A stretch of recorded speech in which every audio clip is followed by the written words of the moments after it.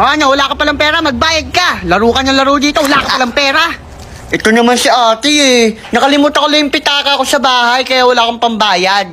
Ate, palabasin mo na ako. Pautang muna ako, babayaran ko naman bukas eh. Ito naman parang hindi ko babayaran. Mukha lang kahina-hinala tong mukha ko pero magbabayad ako. Hindi! Hoy!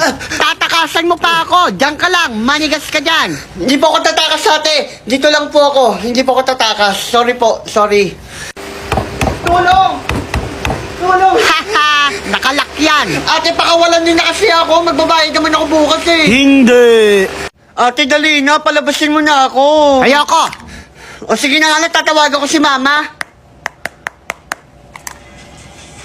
Oh, hello, Jose. Anong oras na? Umuwi ka na. Gabing-gabi na, nagko-computer ka pa. Ma, wag mo muna akong talakan. Teka, hindi nga kasi ako makalabas dito sa computer shop kasi wala akong pera.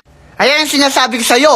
Das, sir. Manigas ka dyan sa computer shop. O sige, kakausapin ko yung nagbabantay dyan sa computer shop. Ibigay mo tong cellphone.